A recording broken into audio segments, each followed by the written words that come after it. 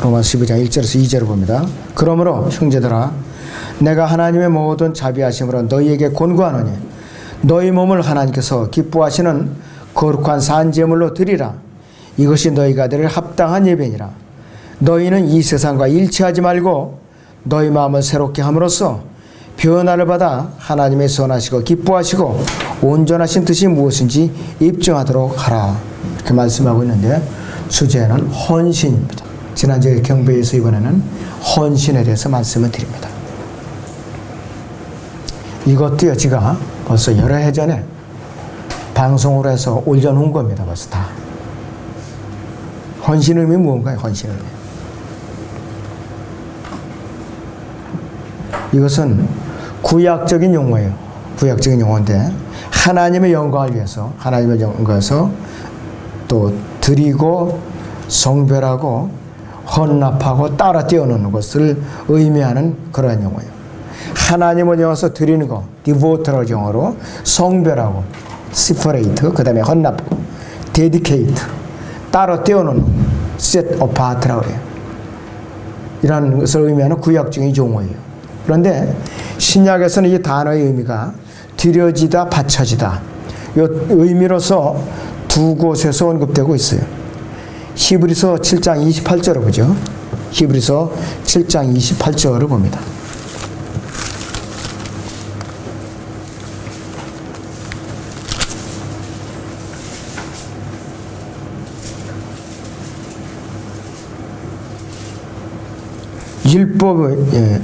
율법은 연약한 사람들을 대제사장들을 세웠으나 율법이 휘하신 맹세의 말씀은 아들을 세웠으니 이분은 영원히 드려지셨느니라 이렇게 말씀을 하고 있어요. 그 다음에 또 한 구절 보죠. 히브리서 10장 20절을 봅니다. 히브리서 10장 20절. 그가 우리를 위해 바치신 새롭고 살아있는 길로 휘장 곧 그의 육체를 통하여 들어가느니라. 바치신 그랬어요. 그래서 이것이 consecrated라고 그랬고 드려지다, 바쳐지다 이렇게 의미를 이제 나타내고 있죠.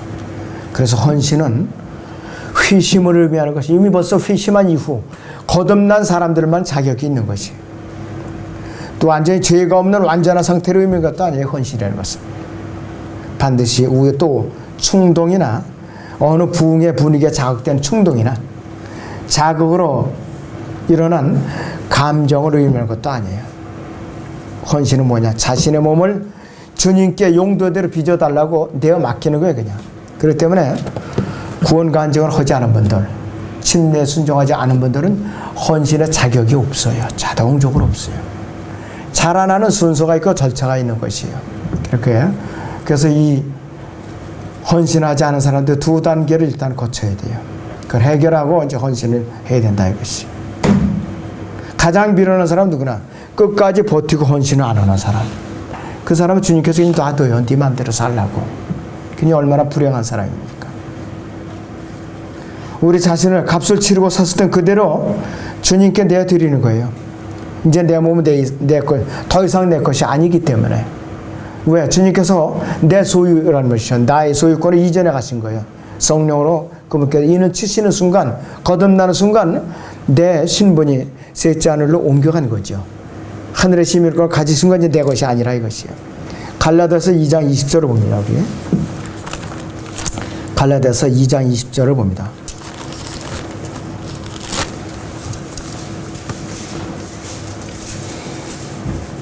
19절부터 21절까지 봅니다. 19절에서 21절까지. 내가 율법으로 말미암아 율법에게 죽은 것은 하나님께는 살고자 함이라. 내가 그리스도와 함께 십자가에 못 박혀 있으나 그럼에도 나는 살아 있노라. 그러나 내가 사는 것이 아니요 그리스도께서 내 안에 사시는 것이라. 내가 이제 육신 안에서 사는 삶은 나를 사랑하셔 나를 위해 자신을 주신 하나님의 아들을 믿는 믿음으로 사는 것이라. 나는 하나님의 은혜를 저버릴 수 없나니 만일 의가 율법으로 인하여 온 것이라면 그리스도께서는 헛되이 죽은 것이라 그랬습니다. 십자가에 못 박혀 있는 상태, 못 박혀져 있는 상태예요. 나는. 또 갈라디아서 1장 14절에 보면 세상에 대해서도 십자가 못 박혀 있는 상태고 또 세상은 나에게 십자가 못 박혀 있는 그 상태라 이것이에요. 그래서 누구든지 거듭나고 나서 자신의 몸을 주님께 내어드리지 않는 한 하나님께서는 그 사람을 그분의 계획 안에서 그분의 목적대로 절대로 다루시질 않아요. 절대로 다루지 않아요. 아무리 교회 출석을 오래 할지라도 하나님의 계획 밖에 있는 사람이에요. 이거를 여러분들 잘 아셔야 돼요. 오해하면 안 돼요. 제가 누굴 미워서 표적 설교를 하거나 누구를 이렇게 배기 싫어갖고 하는 설교 절대로 아니에요. 여러분들은 편협한 마음을 갖는 분이 이 자리에 한 분도 없는 것으로 알고 제가 이 말씀을 선포합니다. 냉정하게 한번 살펴보고 있어요.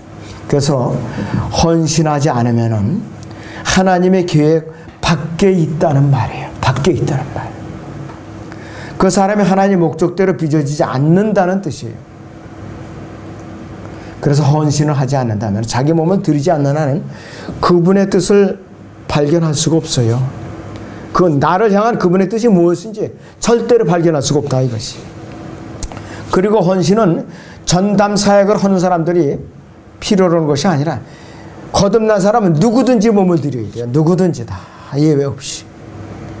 헌신은 자기의 의지의 자발적인 행위이기 때문에 자신이 결심을 내려야 되는 것이 강단에서 설교로서 그냥 억압한다고 되는 것도 아니에요. 나의 왕이신 예수 그리스도를 위하여 나 자신의 생명의 주도권을 그분한테 맡겨드리는 것이 헌신의 의미예요. 맡겨드리는 게 헌신의 의미라 했어요.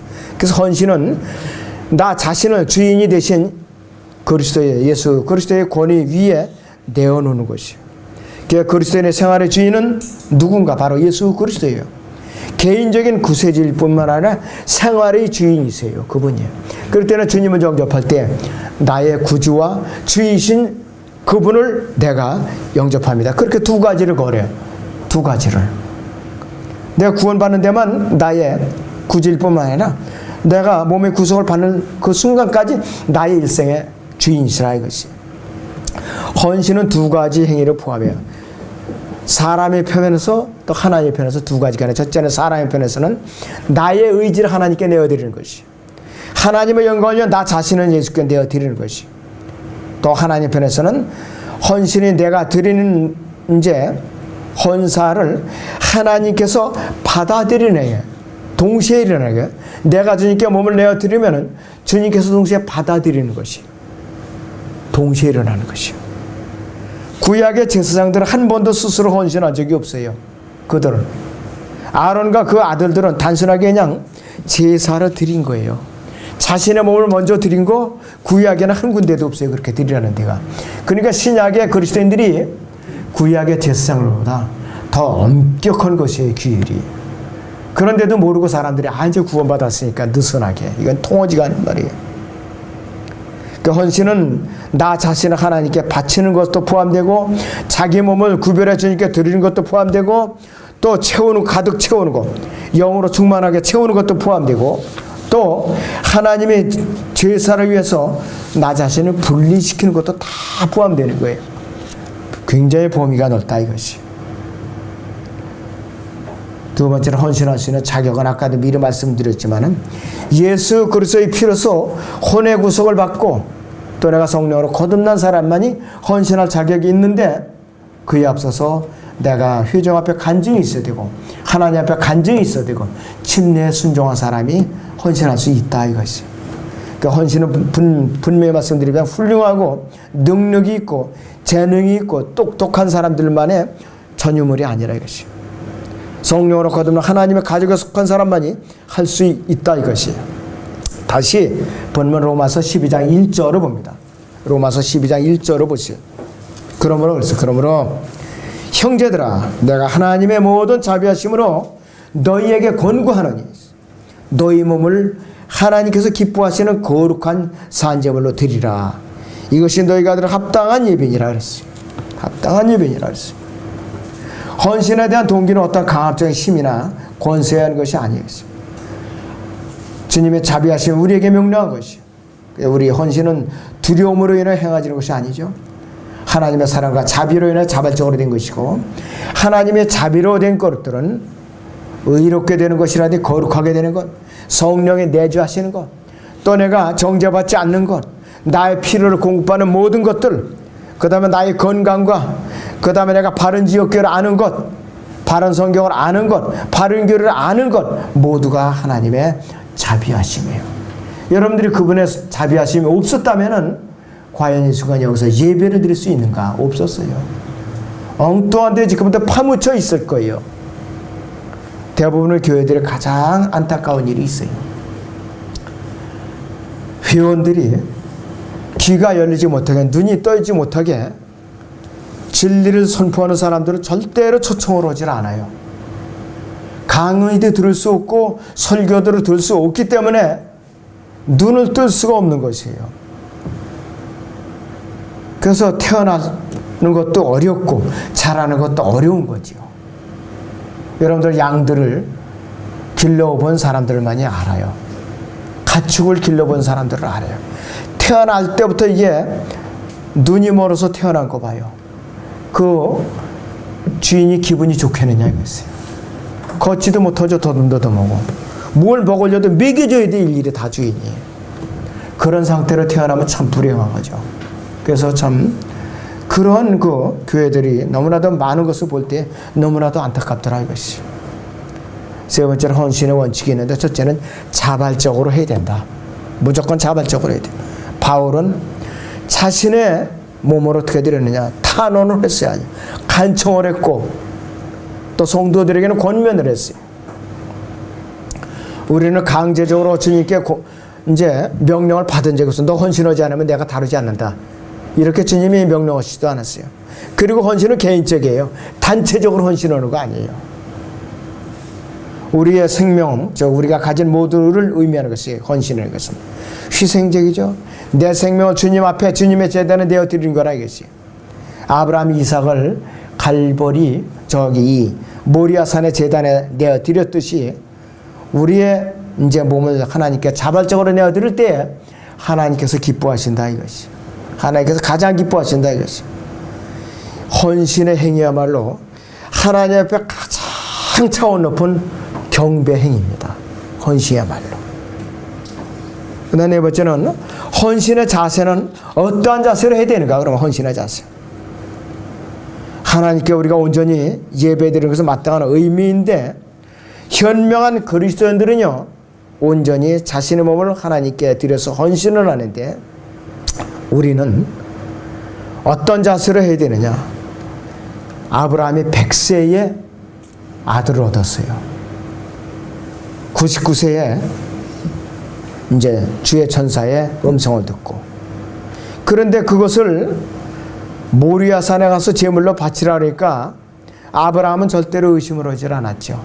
그냥 가서 아이를 묶어놓고 장작불에 묶어놓고 칼로 내리치려고. 그 순간까지가 우리 같으면 어림도 없어요. 아이고 이거 생사람 잡냐고. 이삭도 마찬가지예요. 아버님 이거 생사람 왜 잡아요 하고 도망갔을 거예요. 가면서도 자기가 장작을 이제 짊어지고 가면서도 아버지한테 재물은 어디 있습니까? 그렇게 물어봤다 이것이.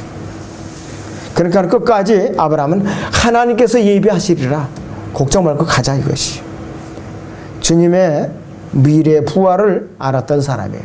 그래서 다시 이제 돌려받은 거죠. 마케도니아 그리스도인들은 극심한 가난 속에서도 물질을 멀어드린 것이 아니에요. 먼저 자신들의 몸을 주님께 드려 헌신함으로써 하나님을 기쁘게 하신 것을 우리가 알 수가 있습니다. 고린도후서 8장 5절을 보죠. 고린도후서 8장 5절을 보겠습니다.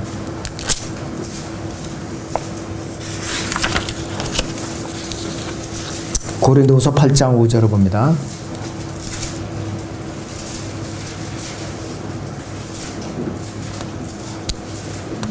자, 여기서 2절부터 5절까지 봅니다. 큰 환난의 시련 가운데서도 그들이 기쁨이 넘치고 그들이 심한 궁핍에도 풍부한 연보를 넘치게 하였느니라. 내가 증거하느니 그들은 자기들의 능력에 따라 하였고 또 능력 이상으로 자원하여 하였으며 우리가 은혜를 받을 것과 성도들을 섬기는 일에 동참할 것을 많은 애원으로 우리에게 간청하니라. 그들이 이것을 향하였으니 우리가 바라던 대로가 아니라 하나님의 뜻에 따라 먼저 자신들을 주께 드리고 그 다음에 우리에게 이 은혜를 주었느니라. 이 은혜라는 것은 드리는 은혜이세요. 예루살렘의 가난한 성도들을 위해서 헌금을 모금을 해서 바울 일행에게 맡겨놓은 것이 바로 그것을 말했다 이것이. 이렇게 순서가 있는 것에 드리는 것도, 그 다음에 헌신에 포함되는 이제 내용들이 있어요. 헌신에 포함되는 내용들이 있는데, 첫째는 내 몸을 그분께 드려서 그분이 원하시는 대로 쓰시게 해야 된다 이것이. 하나님께서는 영광을 받으시죠. 그렇다면 구원받은 성도들은 자꾸 몸치장을 하는데 육신적으로 시간을 낭비하면 안 돼요. 그렇다고 또 너무 화장을 안 해가지고서 기초 화장조차도 못하게 한다. 그건 또 안 되죠. 기본적으로 정숙하게 그렇게 차려입으라 이것이에요. 주님의 피로 구속받은 몸이기 때문에 우리는 우리의 육체적 힘도 드려야 되고 건강을 주시면도 감사하고 그 건강을 하나님을 위하여 우리는 사용할 줄 알아야 돼요. 우리의 발을 들여서 다른 사람들에게 복음을 전하도록 그분의 부르심을 위하여 우리는 달리게 해야 된다 이것이. 우리는 또 손을 들여서 다른 사람들을 세울 수 있도록 해야 되죠. 우리 손을 들여서 우리의 눈을 들여서 도움을 필요하는 사람들과 지옥으로 향하는 사람들에게 이제 찾아서 가지 않도록 우리는 이끌어내는 의미가 있다 이것이. 우리의 귀를 기울여서 고난받는 사람들이 부르짖음에 우리는 귀를 기울여서 그들 위하고 하나님을 찾게 할 의미가 있는 사람들이에요. 우리의 사지 모든 것이 다 주님 것이에요. 우리 것이 아니에요. 여러분 피아노 잘 치는 분들 물론 자기가 연습을 해갖고 그렇게 숙달이 됐지만은 부모님이 또 돈을 많이 대줘서 아주 고급 피아니스트가 됐을지라도 거듭난 성도의 재능은 누구의 것이냐? 하나님의 것이에요. 자기 것이 아니라 이것이. 우리는 헌신의 뭐를 포함하느냐? 자신의 시간이 포함됩니다. 자신의 시간의 사용을 주님께 맡겨야 돼요. 생활계획표 주님께서 조절하시도록 해요. 24시간이 내 것이 아니라 이것이. 가장 우리가 무너지는 시간이 뭐냐? 꼭 연휴가 겹치면은 직장에 출근한 사람들은 벌써 리듬이 깨져버려요. 아, 이제 내일은 늦잠 자도 된다. 당장 그렇게 늘어지거든요. 앞으로 이제 2월달에 이제 구정이 있더라고요. 이제 수요일부터 시작되던데. 그렇게 부지런하고 시간을 철저하게 관리하던 사람들이 연휴가 겹치가 전부 늘어져 가지고서 뚜렷하게 연휴 기간에 한 일이 없어요. 아무것도. 그렇게 되는 것이죠. 매 순간마다 주님께서 인도해 주시도록 우리는 기도하고 나의 생활을 조절을 주님께 맡기도 이제 의무가 있다 이것이에요. 에베소 5장 16절을 봅니다. 에베소 5장 16절을 보죠.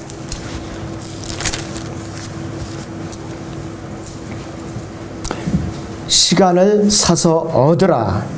이는 그날들이 악하기 때문이라 그랬어요. 시간을 사서 얻으라. 이는 그날들이 악하기 때문이랬어요.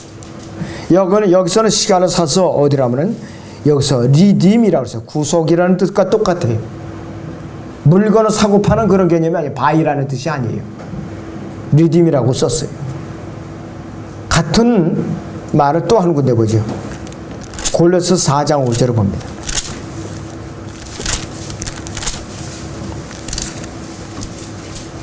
외부 사람들에게는 지혜로 행하여 시간을 사서 얻으라 했습니다. 시간을 사서 얻으라. 헛되이 시간을 낭비하지 말라 이것이. 헌신에 포함되는 또 한 가지가 자신의 재능을 주님께 드려야 돼요. 자신의 재능을 무엇이든지 모두 그분께서 드려서 그분이 필요에 따라 쓰시도록 드려져야 되는 것이요. 하나님의 말씀을 전하고 또 설교를 하는 것, 가르치는 것, 또 사역에 또 쓰임받는 것, 또 찬송을 잘하는 것, 연주를 잘하는 것, 찬양대로 또 지휘하는 것 잘하는 사람이 있어요. 책을 잘 쓰거나 또 성경을 구연동화식으로 이야기를 잘 해가지고 유초등학생들을 잘 가르치는 교사들이 있어요. 아주 특별하게. 그 다음에 이런 모든 것, 그 능력들을 하나님께 드려져야 한다 이것이. 아주 특별히 남을 위해서 중보기도를 잘하는 사람들이 있어요. 인내심을 갖고. 그러한 중보기도 역군이라든지 지도자로서의 탁월한 또 역량이 있는 사람들이 있어요. 조직을 잘 이끌어가는 거. 그 다음에 다른 지체들을 돕는 자로서 또 계획을 잘 세우는 자로서 역량을 가진 사람. 그 다음에 자기가 직업을 가지고 있으면서도 그 재능이 또 교회 안에서 잘 발휘할 수 있는 사람들이 있죠. 이 모든 것이 주님께 드려져야 되는 것이 시켜서가 아니라. 그 다음에 자기가 가진 소유도 다 내 것이 아니에요. 주님께서 그래서 다 드리라고 강요하던가요? 10분의 1만 드리라고 했어요. 10분의 1만. 그 자체도 두둑하게 받는 사람 아까워서 못 드린다 이것이에요. 내 것이 아니라. 그 다음에 마지막은 자신의 마음을 드려야 되는 것이 하나님께서 원하시는 거예요. 자신의 마음은 그 사람의 속사람의 표현이에요. 그렇기 때문에 마케도니아 교회 성도들은 극심한 가난 가운데서도 하나님의 뜻을 따라 먼저 자신들을 주께 드리고 그랬어요. 그것은 몸과 마음을 같이 드렸다는 뜻이에요. 그래서 헌신은 내가 가진 모두를 주님께 드리는 것인데 맨 먼저 드릴 것이 나 자신의 몸이라고 그랬다 이것이. 헌신의 결과로서 나타나는 것들이 있는데 본문 로마서 12장 2절을 보겠습니다. 로마서 12장 2절을 봅니다.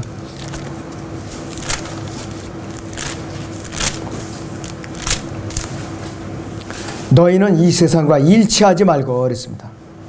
너희는 이 세상과 일치하지 말고 너희 마음은 새롭게 함으로써 변화를 받아 하나님의 선하시고 기뻐하시고 온전한 뜻이 무엇인지 입증하도록 하라 이렇게 명령을 하고 있어요. 헌신할 때는 뭐냐? 이 세상을 본받지 않는 것이에요. 세상적이거나 이기적이지 않은 것이라 이것이 헌신의 결과로 나타난 열매가. 그것이 바로 요한일서 2장 15절에서 17절에 나오는 세상을 따라가지 말라 그 소리예요. 세상과 일치하지 말라 이것이. 그 다음에 새로운 마음으로 변화를 받아요. 헌신을 하고 나면. 그래서 이 마음의 변화를 받은 사람은 영원함과 영원한 가치관을 지닌 그 관저로서 하나님의 생각과 같은 생각을 갖게 되는 사람이에요. 빌립보서 2장 5절을 잠깐 보죠. 여기서 빌립보서 2장 5절을 보겠습니다.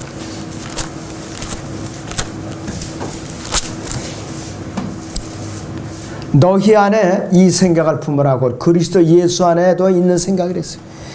예수님의 생각을 똑같이 품고 셋째 하늘을 향하여 달려가라 하는 소리입니다. 빌립보서 3장 15절에서 16절을 또 봅니다. 우리가 빌립보서 3장 15절에서 16절을 보겠습니다. 그러므로 누구든지 온전한 사람들이 이같이 생각할지니라. 만일 너희가 어떤 일에 다르게 생각하면 하나님께서는 이것도 너희에게 계시해 주실 것이라. 그러나 우리가 이미 어디에 이르렀든지 같은 법칙으로 행하고 같은 것을 생각해야 하리라 이렇게 말씀을 하고 있었어요. 주님의 생각과 주님의 마음으로 행동하라 이것이에요. 헌신은 온전히 한 사람은 하나님 뜻과 조화를 이루게 돼요. 그래서 나를 위한 그분의 계획이 늘 나의 마음을 평안하게 해주는 그 결과가 나타나는 것이에요. 그리고 헌신된 사람은 다른 지체들이 벌써 알아요. 교회 안에서도. 아, 참 복받은 사람이다. 참 축복을 받은 사람이다. 이렇게 축하를 해준다 이것이. 그리고 자신의 몸을 드린 사람은 주님께서 확실하게 나의 생명을 주관하고 계시는구나.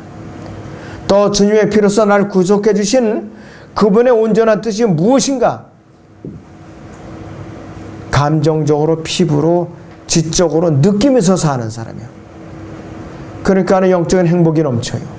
기쁨이 나오게 하고 승리하는 삶을 살게 돼 있어요. 이것이 헌신의 결과가 나타난 사람이라 이것이. 이 사람 중에요. 물론 고린도서 10장 32절인 대로 유대인들과 이방인들과 하나님의 교회가 있지만은 다른 면에서 또 분리하면 세 부류의 사람들이 있어요. 첫째는 거듭나지 않은 자연인이 있어요. 구원받지 않은 죄인이라 이것이. 고린도서 2장 14절에 있는 대로 그러나 자연인은 하나님의 영의 일들을 받아들이지 아니하나니 이랬어요. 이는 그 일들이 그 사람에게는 어리석게 여기기 때문이요. 또 알 수도 없나니 이는 그 일들이 영적으로만이 분별되기 때문이라. 도저히 말귀를 못 알아들어요. 구원받지 않은 사람. 아무리 살을 맞대고 사는 아주 애정이 넘치는 부부 사이일지라도 소용이 없어요.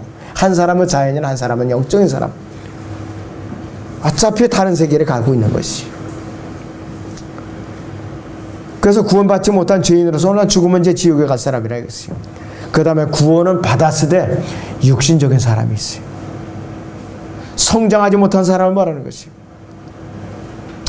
고린도전서 3장 1절을 보세요, 여러분들. 고린도전서 3장 1절을 봅니다.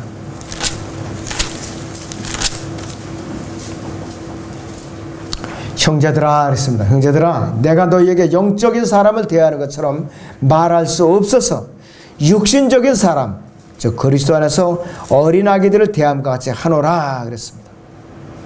내가 너희를 젖으로 먹이고 고기로 먹이지 아니하였으니 이는 내가 지금까지 소화시킬 수 없었으며 아직도 그러하니라 그랬습니다. 육신적인 사람을 말해요. 구원은 받았지만 하나님의 말씀을 제대로 읽지도 않고 말씀에 따라 살지도 않고 세상을 사랑하고 자기 기준에 따라 사는 사람으로서 영적으로 전혀 성장하지 못한 사람을 말하죠. 헌신하지 않은 사람을 말하는 것이 교회 안에서. 영적인 그리스도인은 누구냐? 세 번째는 구원받은 이후에 구원 간증을 통하여 신뢰 순종한 사람이고 자기 몸을 하나님께 드려서 하나님의 뜻을 자신의 뜻보다 존중해서 하나님의 말씀의 기준에 따라 살면서 하나님의 뜻을 올바로 알아서 스스로 성장하는 데 열심을 내는 사람이에요. 그리고 성도 다른 지체들을 세워줄 줄 아는 그러한 성숙한 그리스도인이 영적인 그리스도인이라 이것이에요. 이왕이면 여러분 영적인 그리스도인의 범주에 들어가라 이것이에요. 기왕이면은 영적인 그리스도인이 되는 비결이 있어요. 헌신은 물론이거니와 베드로전서 2장 2절을 보죠. 베드로전서 2장 2절을 보겠습니다.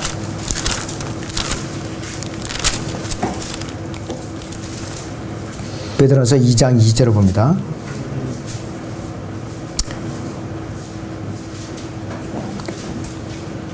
갓난 아기들로서 순수한 말씀의 젖을 사모하라. 이는 너희가 그것으로 인해 자라게 하려 함이니라 그랬고요. 그래서 말씀으로 성장하는데 철저하게 순종하면서 다른 지체들을 세워주는 데 힘을 기울인 사람을 말할 것이요. 자, 한 군데 더 봅니다. 갈라디아서 6장 봅니다. 갈라디아서 6장 1절에서 3절을 보겠습니다.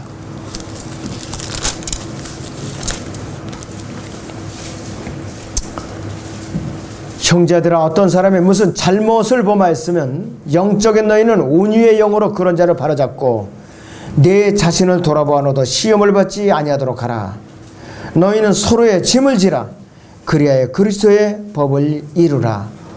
만일 어떤 사람이 아무것도 아니면서 무언가 되는 줄로 생각하면 그 사람은 자신을 속이는 것이라 이렇게 경고하고 있어요.